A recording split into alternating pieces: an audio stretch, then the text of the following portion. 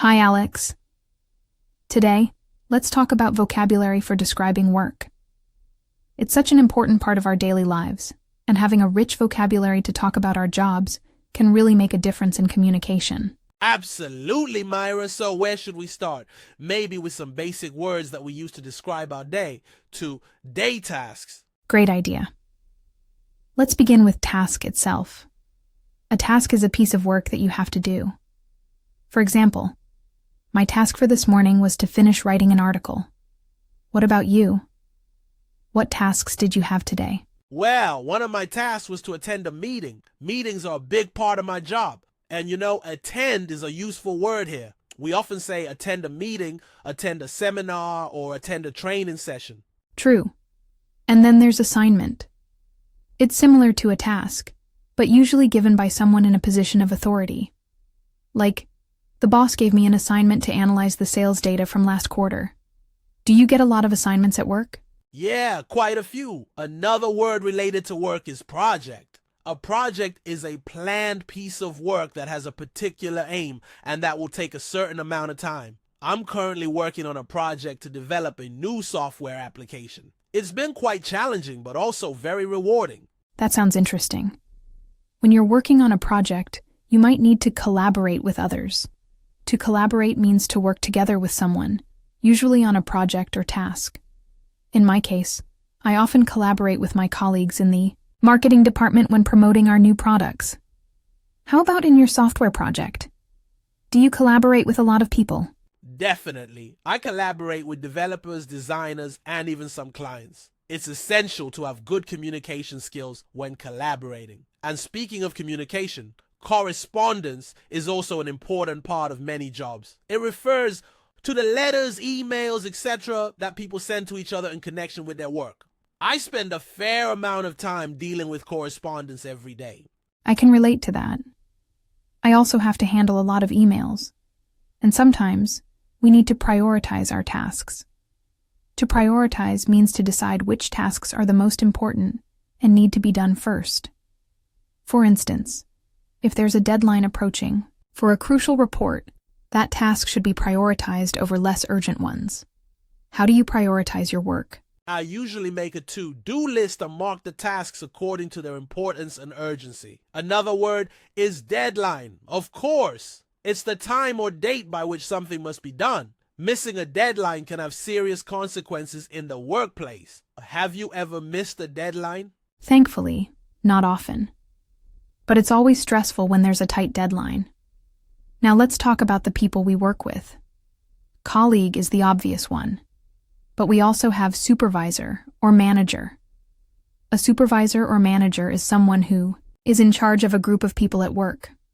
My supervisor is really supportive and gives great feedback. What's your manager like? My manager is very goal-oriented. She always sets clear goals for our team. And speaking of goals, objective is another good word. An objective is something that you're trying to achieve, like in a project or in your overall work. We have quarterly objectives that we need to meet.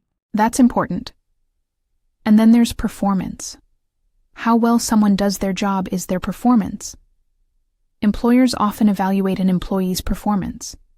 There are performance reviews, where the boss gives feedback on how well an employee has been working. Have you had your performance review yet this year? Yes, I have. It was a good experience. My manager gave me some constructive feedback on how I could improve my performance. And one way to improve performance is through training. Training is the process of learning the skills you need to do. A job! I recently attended a training on advanced data analysis techniques. Training is so valuable. Another aspect of work is responsibility. The things that you are responsible for in your job are your responsibilities. For example, I have the responsibility of managing our social media accounts. What are some of your main responsibilities? I'm responsible for ensuring the quality of our products before they are released to the market. It's a big responsibility. And when you're responsible for something, you need to be accountable. To be accountable means to be responsible for your actions and decisions and to be able to explain them if necessary. Absolutely. Now, let's move on to the career side of things. Promotion is a great word. It means being moved to a higher position or rank in your job.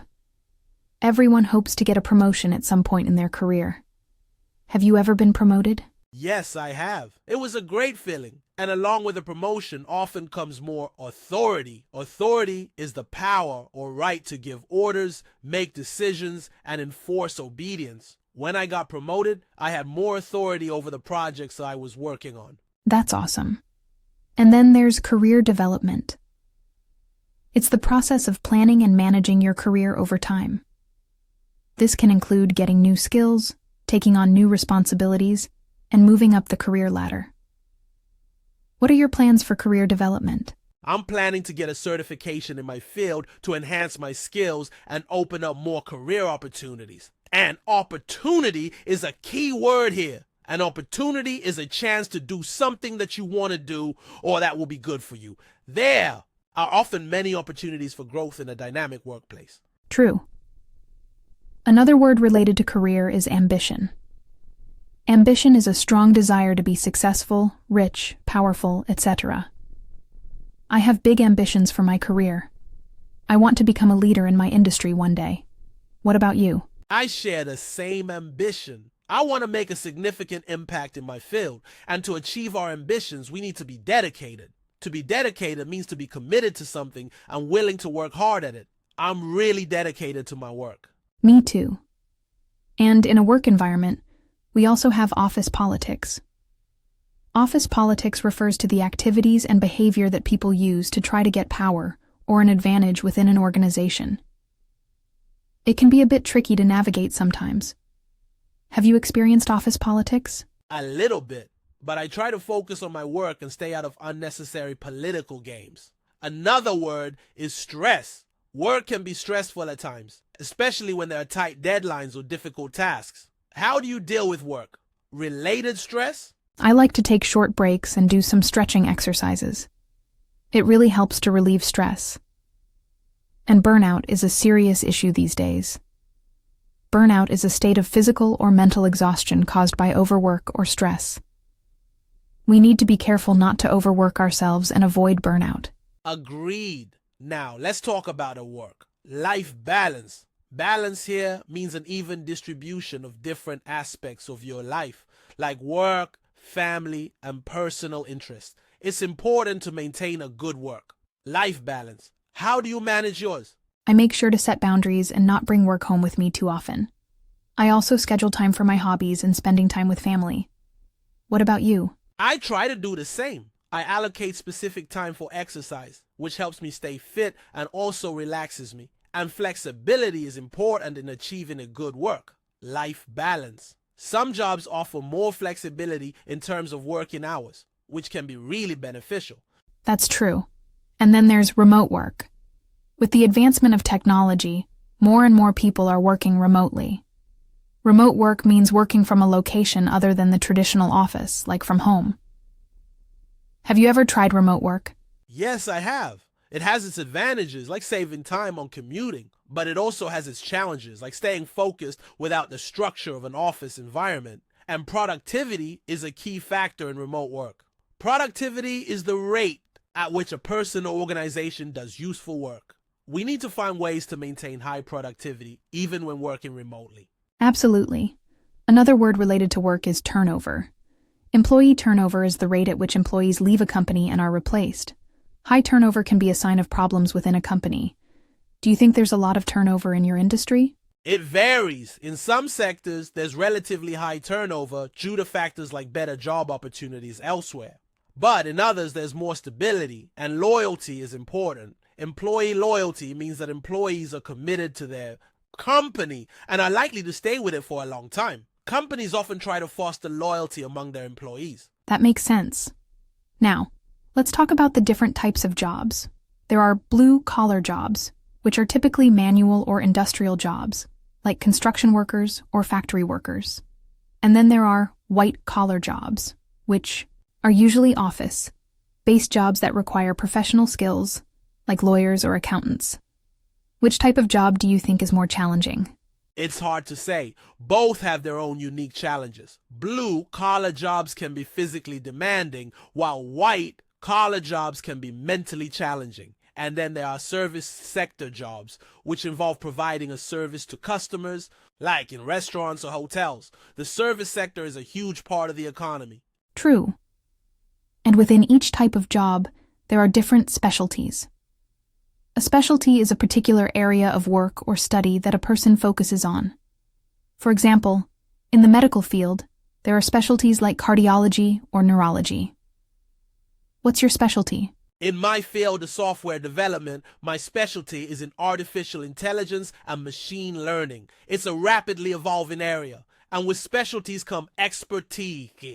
Expertise is special knowledge or skill in a particular subject or activity. People with expertise are highly valued in the workplace. Definitely. Another important word is networking. Networking is the activity of meeting people who might be useful to know, especially in your job or business. It can open up new opportunities and help you advance in your career. Do you do a lot of networking? I try though. I attend industry conferences and join professional groups. It's a great way to meet new people and learn about the latest trends in my field. And mentor is also an important concept. A mentor is an experienced person who gives help and advice to a less experienced person. I have a mentor who has been really helpful in my career development. That's wonderful. I think we've covered a wide range of vocabulary for describing work today. It's been really informative. Yes, it has. I hope our listeners find this conversation useful in expanding their work. Related vocabulary.